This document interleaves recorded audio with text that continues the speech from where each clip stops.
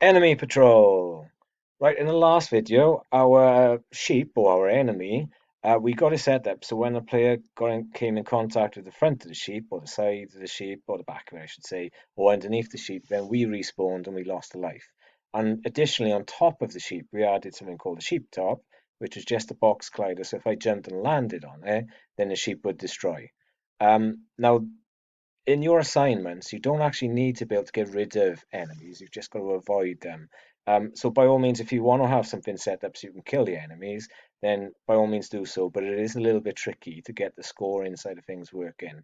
But that's down to you guys to sort out. But anyway, in this video, it's all about making our enemy patrol left and right. So it's going up to the left, it turns around and goes to the right, and then keeps turning around back and forth, just to make it a bit more trickier to play with. And in fact, this is one of the things you've got to have within your assignment. So you could have several enemies in your level, but at least one of them will need to be moving in some sorts. But you'll see it's quite easy to do, so you might end up having them all moving, but as long as at least one of them is. So anyway, back to our scene and to our sheep. Now, before I actually do anything with this, I'm just going to click away from that a second. We've got the box collider set up on the sheep, which is something which should be set up at this stage, otherwise you wouldn't have got this far. But we also need to add a rigid body to it in order for the code we're going to add to it to work today. And once you've actually set up a rigid body, you're going to need to put the gravity scale to 0. Otherwise, when you press play, the sheep will just fall through the ground because it's come in contact with the ground and there's code on it already, which will make it do that. Okay, so just make sure there's a rigid body set up and the gravity scale is set to 0. And you can click on freeze rotation if you want to stop it from tipping over like our player did towards the beginning of, I suppose, this sequence of videos. But I'm going to tick it anyway just to kind of make the point that it should really be ticked at this stage. Right. Next thing I'm going to do is actually add a couple of points or empty objects. First one's going to be called point A. And you're probably thinking, well, where is point A? And that's why I had the move tool selected so you can see where it is. And I'm just going to drag it down so it's just in front of our sheep. And we're also going to have another one called point B. Now, instead of me going to the plus sign and create, I can just simply click on point A and press D, or sorry, Control D, and then it will duplicate that so it's in exactly the same place. But this one's going to be called point B.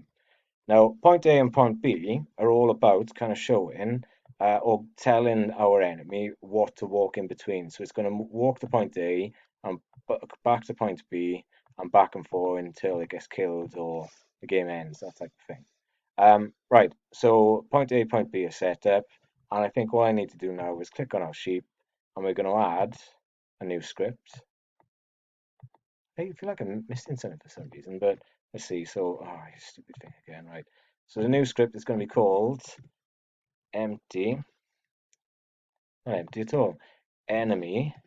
That's it. It's working now. Enemy patrol, and it will generate down here somewhere for us. And if I double click it, it should then load up within Visual Studio. Once it's happily doing what it's doing there, like so. Now we're actually going to get rid of all the code here. Some bits of it will be kept, but I'm just going to copy and paste all this code I've got set up on this document somewhere up here. Now it looks a lot, but it's only about 20 lines altogether.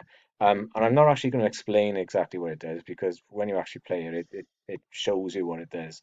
But anyway, back onto Visual Studio. If I paste that down, the key thing is you just make sure it does say enemy patrol there because that's the name of the file because it doesn't like it if that's not set up. Right, so I'll save that.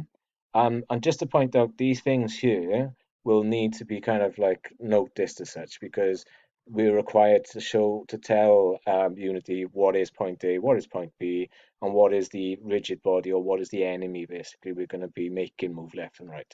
And that's why we had to set the rigid body on the enemy back on Unity, and then speed we'll see what that is in a moment when we get to that. But anyway, back on to Unity. We let it do what it needs to do. Do I pull?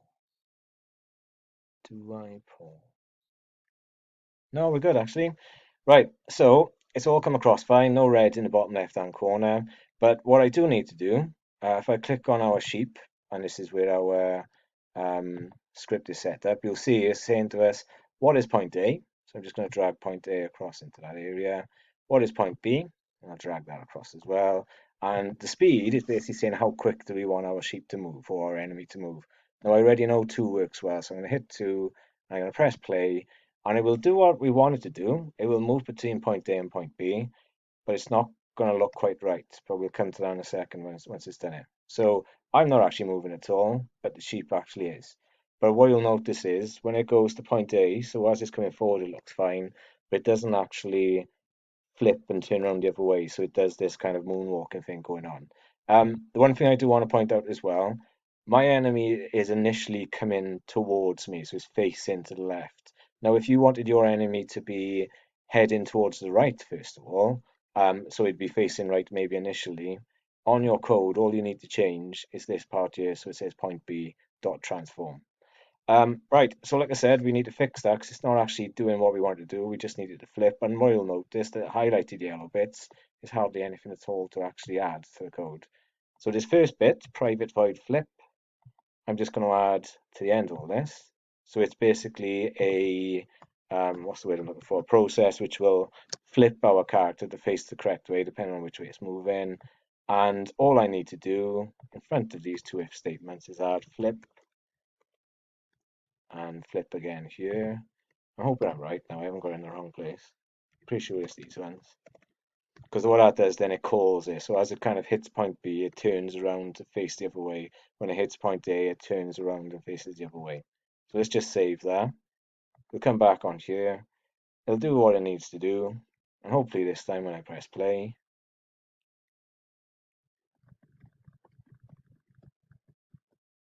there you are. If I press play, our sheep will start to walk towards us like it's supposed to. And hopefully it'll flip to face the other way. Yeah, it does. And then when it gets to point B, it comes back round. Now, if it's not moving quick enough, you just adjust the speed. If it doesn't seem to be walking in the right direction, as far as you want it to go, you just adjust where point A is using the move tool. Same for point B. Now, that bit of code, enemy patrol, I didn't call it sheep patrol because that bit of code can be used for any enemy you put on then. So if I had like a donkey, for example, and I'd have like a donkey point A and a donkey point B, the only thing I would need to do on our donkey is just make sure I drag across whatever point A is for the donkey and whatever point B is for the donkey. So you can literally just take that and attach that to any enemy you want.